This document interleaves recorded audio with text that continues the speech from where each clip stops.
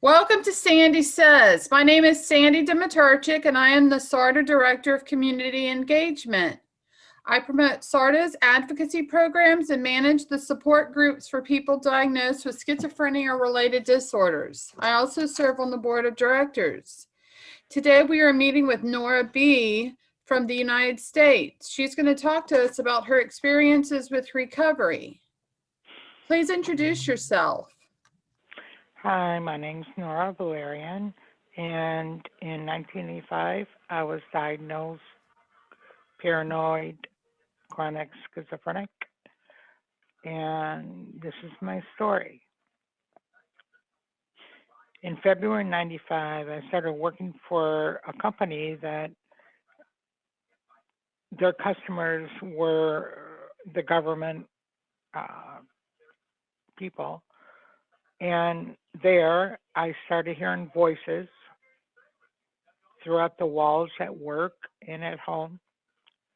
I even heard voices when I was waiting for a bus outside. I was paranoid.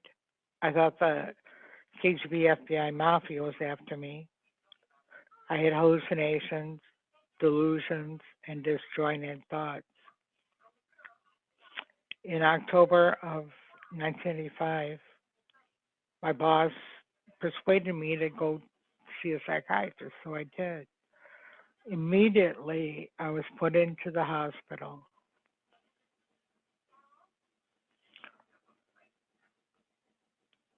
And in 1987, my sister-in-law saw Joanne Verbanek, the founder of SA and my best friend, on a cable show. Debbie persuaded me to go. This was a result of my Auntie Lily and my father's passing in 1987. I had a major break. My sister-in-law told me to go to a SA meeting that Joanne had led. I didn't want to go, but she persuaded me to go.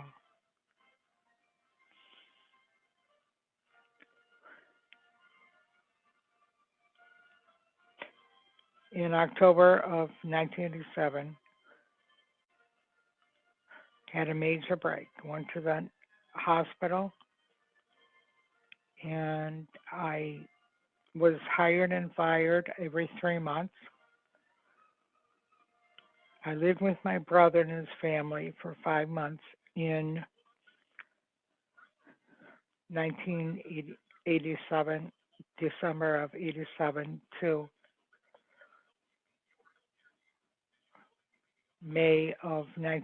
February 1987. I stayed there for 5 months. In 1988, suffered from depression and psychotic symptoms again. And I went to the hospital. I put myself into the hospital again.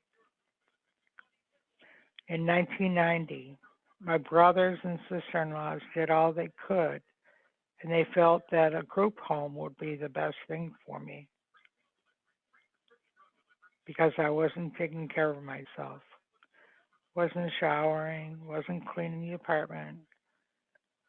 And I lived with 12 other mentally ill people. I was the youngest there. And I asked the Lord, I said, why is this happening? And now I know why. In 1985, after getting out of the AFC home, I had an apartment with a roommate. In March of 95, I was asked to do an SA group and have been doing SA for 26 years. I also speak to groups in Michigan. I travel in the state and out of the state, teaching people how to do SA group. I'm very active in the SA. And also, I know I was put on this earth to help others. God has a plan for me and everyone that has a mental illness. People call me with their problems. Okay, go on, Nora. In March of '95, I was asked to do SA group, and I've been doing SA for 26 years.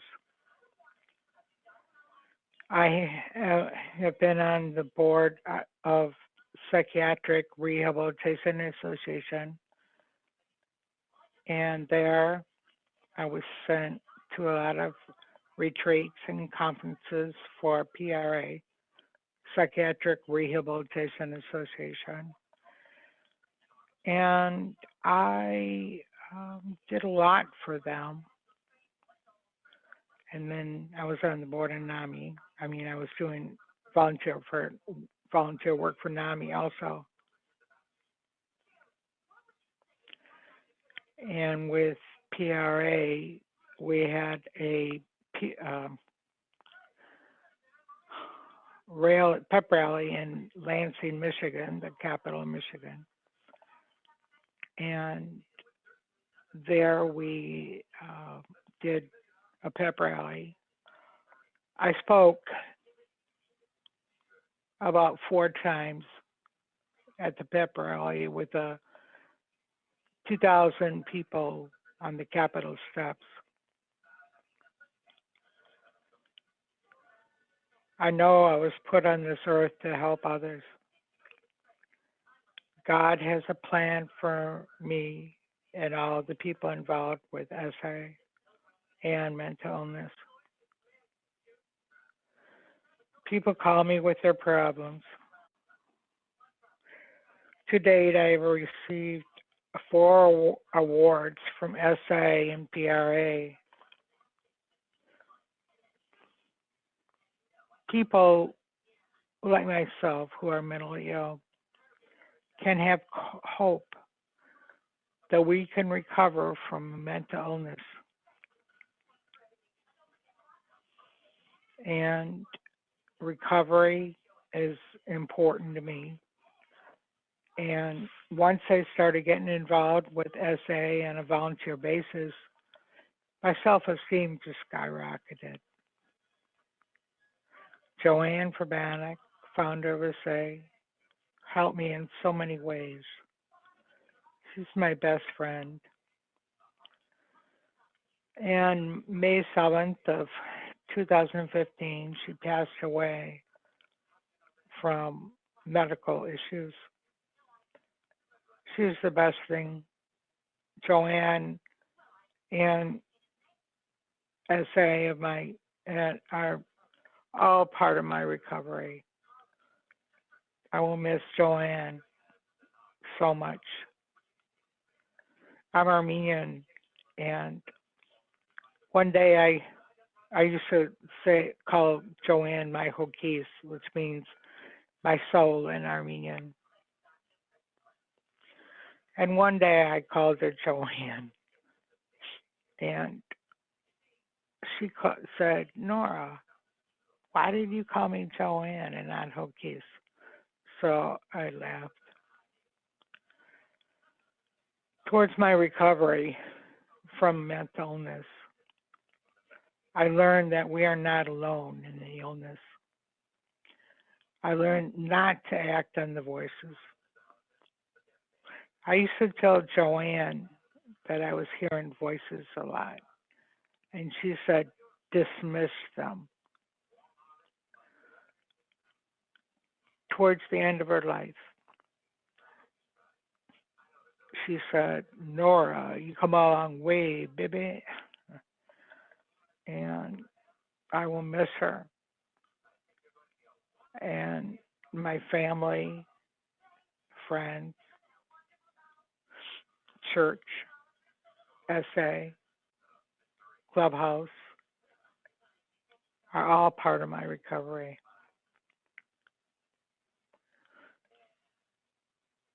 Especially Joanne and SA. I give my life to SA. and the mentally ill. I know that God put us on this earth to help others. Joanne had a legacy, and her legacy must live on through us and what we do for SA. Thanks for listening to my story. Well, thank you, Nora. And what kind of resources are available in your community for people with schizophrenia or related disorders? There's Clubhouse, psychosocial rehabilitation clubhouse. You have to be doing something during the work order day, and there you meet people who are also mentally ill.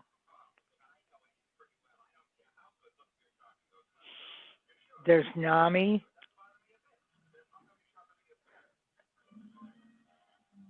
and SA is a very good support system for everybody.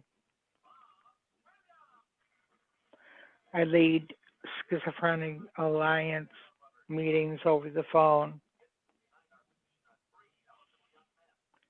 And due to this virus, the clubhouses and drop-ins around the state of Michigan have been closed.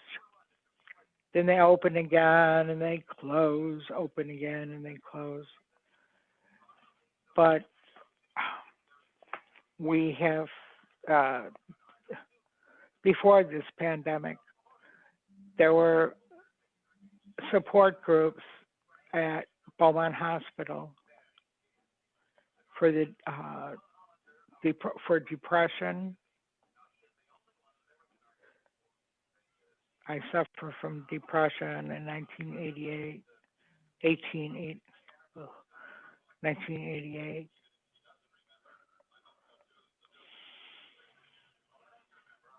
Well, it definitely sounds like there are a lot of resources, or were before COVID at least, resources available. I hope your clubhouse will start back up again. And Yeah, Nora, you're a well-known person. Somebody I spoke to through an organization said, "Well, do you know Nora?" And I said, "Oh, yeah, I know Nora. She's one of our SA group leaders." She's like, "Oh, yeah, we all know Nora." So it who sounds was like that, you love Sandy? it to yourself. Who was that? I don't remember the person's name. It was through an organization, I think Clubhouse International or something. Oh, yeah. I don't remember the person's name, to be quite honest. Yeah, Clubhouse has helped me in so many ways also. And my friend and worker at Dreams, Nancy Hines, she's helped me a lot also. And things will work out for recovery from all of us. Due to these hard times of the virus, the clubhouses, you can only have 10 people at a time at the clubhouse where I go to.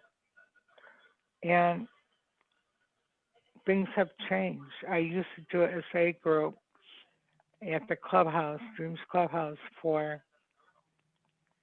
since March of '95. I was with Our House Clubhouse, and then the headquarters, they moved to about a half hour west of me. So I started going to a Dreams Clubhouse, and Clubhouse has helped. I'm very active in Clubhouse, Michigan Clubhouse. There's 48 clubhouses in Michigan. I go to meetings for them, and I have spoken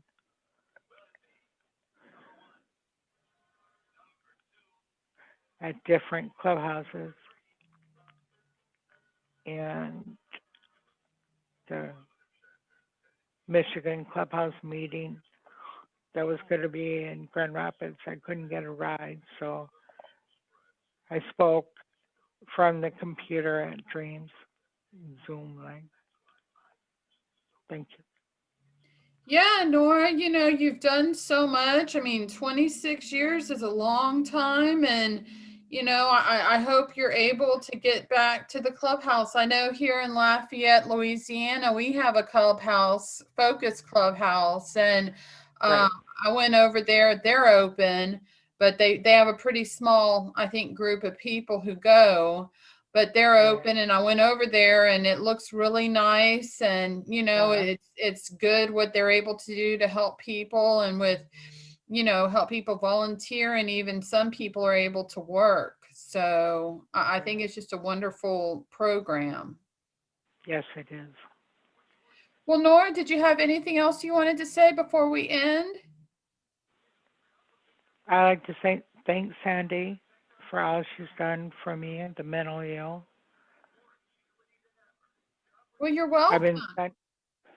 been sent to Washington, D.C., Chicago, Houston a lot, and April of 2018, I went to a conference in Houston. Sandy picked me up from the airport, and she drove me all around Houston, the city of Houston. And I'm grateful for my family. I'm grateful for my friends.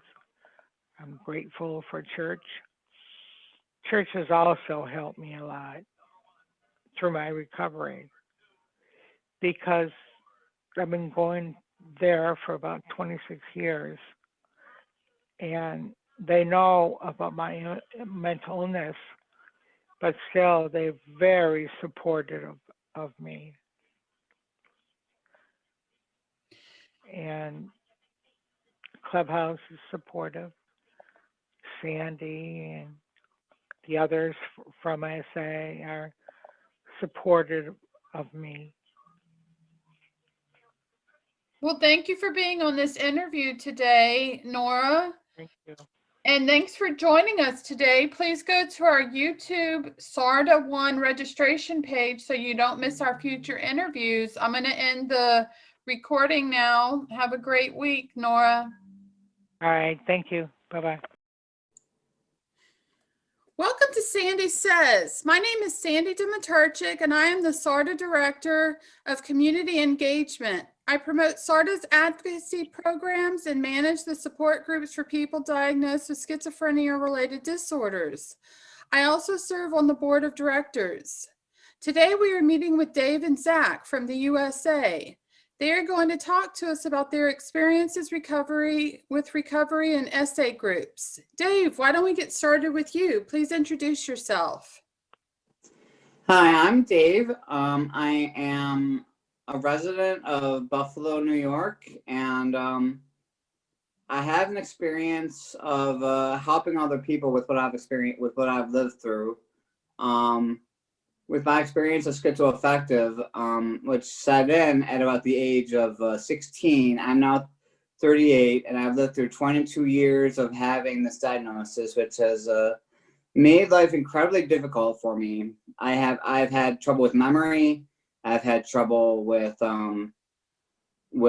paying attention to a lot of things. It's been difficult to get through schooling, and it's been very difficult to hold down a job. However, I have been able to hold down some jobs and a lot of volunteering, and I've also been able to get schooling done. For one thing I did, which was really helps me feel pretty good about myself, is that I got on the dean's list of 2020 at Empire State College, and with a GPA of 3.8, and I also do a lot of volunteering to help people. One at the Western New York Independent Living Center Mental Health Peer Connection, and also at the Buffalo Psychiatric Center. And another place where I helped out, which I feel has been great for my self growth, because helping people is really great for me, and as well as anybody. Was the I've been holding down volunteer jobs since lockdown began, because it's harder to get out. So I try to use my writing to help people as well. So so that's some of my recovery, and I've been living alone in the city for and this particular apartment for close to 2 years. However, I have been living outside of my parents' house for 20 years, and so I'm grateful for the journey that I've experienced, and I look forward to a life ahead of growth and improvement of myself. So. Well, that's wonderful, Dave. Thank you so much for sharing. What resources are available in your state or city for people with schizophrenia? The resources that are available, for one, I live in a housing. I get help from a housing company, and they supply supportive living for me, and I've also been able to get help from a treatment center that supplies me that supplies medicine and therapy, and there's the Buffalo Psychiatric Center is also in Buffalo, and they are very used for helping people in hard situations when they're when they're more long term. That is here, and they're one of the centers for excellence in New York State for people under the New York State Office of Mental Health. And also another resource that's available is the New York State Academy of Peer Services for people who experience mental illness and are looking to help other people. Because as a New York State certified peer specialist, you can help other people with that. So those are some of the resources available, and I think New York State is really good for what it has available. Like, I lived in a single room occupancy program for over 10 years before I moved to supportive housing. It provided me the experience and the comfort level necessary to maintain this apartment comfortably for over close to 2 years now. So I'm very grateful for the help that I've received under the New York State Office of Mental Health, and they had done a really great job at helping me improve my life, because in the worst parts of my depression and my schizoaffective, I wasn't able to really hardly do anything. I wasn't able to maintain an apartment or even live outside the hospital very long. So I think the housing system is a really good feature of New York State's mental health system, and as well as things like the state hospitals are also good here too. So. And I understand you have your associate's degree. Yes, I have my associate's degree. I've wanted to get more than that, but I guess that's good enough. I had to settle for that eventually, because I was in school for 20 years navigating between different majors and everything, different schools. I've been through 4 different schools, all within the SUNY system, the State University of New York system, and so getting that was nice. And also the year I got the associate's degree, I didn't make the dean's list, and I was able to have a 3.8 GPA. And so my associate's degree is in interdisciplinary studies. However, back in 2016, I was able to get my rationale approved for interdisciplinary sciences, and with that, I wasn't able to finish that up, but that would involve a lot. Then what interdisciplinary sciences is it involves a variety of different sciences, between like geology and evolution, and so that was my original goal, because my goal originally in 2000 was to study biology and get a degree in biology. However, things changed after I tried to be at Fredonia for a couple years, and then I moved on and said, well, why don't I try English? Chose a different path, and then I majored in English, and that was good also. And right now I'm kind of thinking of going back along the lines of literature to finish out the bachelor's, because I have another year's worth of schooling too. But but the associate's degree, I figured I needed that at least to say I've gotten somewhere. So it does help. So Yeah, and that's really impressive, that you were able to get that. How has SARTA or essay helped you in your journey of recovery? well, volunteer. I've been able to volunteer for SARTA for since August, and I have been able. What I've been doing with them is I've been writing on the blog, and I've been publishing papers that I've written, and it's helped me be able to sum up my experience in a way that makes sense. My writing is a really good expression for me, and writing on the blog, explaining my journey with schizoaffective, between all the different things I've been through with that, has been very helpful for me. I'm not in any essay groups currently. I have spent some time on them, and it would be good to catch up with that. But volunteering for SARTA has allowed me to really feel much more established as somebody with the diagnosis of schizoaffective, and as somebody that can recover and improve their lives. That's wonderful. And what do you think about the reclassification of schizophrenia as a neurological brain disorder? I think that would help a lot, because I think that would have helped me in the beginnings of my illness when I was 16. If they would have understood it back then as a brain illness, it could have helped me to have gotten treatment a lot earlier, rather than having to go through what I went through in order to finally get treatment. If it would have been understood like that as a brain illness instead of being stigmatized, that could have done a lot of really good to make sure there's better access to treatment, and people aren't ashamed to get the help that they deserve. Well, you are an inspiration. Thank you for joining us today. Thank you. Zach, it's your turn. Please introduce Okay. yourself. Thank you, Sandy. I'm Zach. I'm 41 years of age.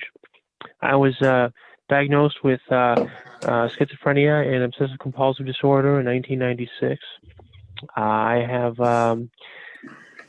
had 2 hospitalizations, each for a little over a month, and for a while, it was very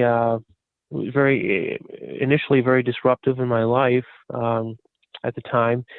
But I with this, and it was very difficult to integrate with other, to relate to, socially and everything, and it was very confusing and very I didn't know, what was happening. But I was then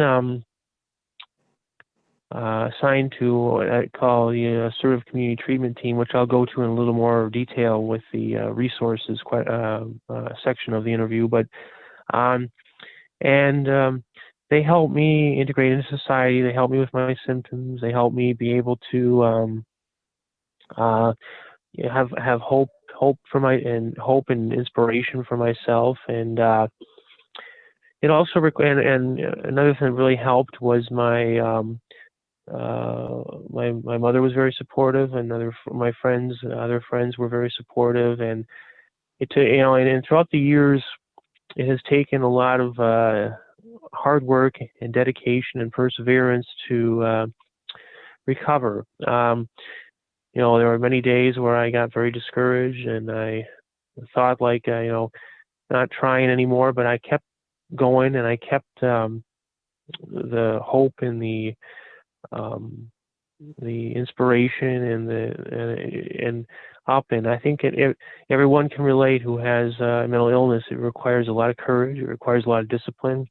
But I eventually I got a lot of good positive feedback from my friends in the ACT team and my mom, and eventually I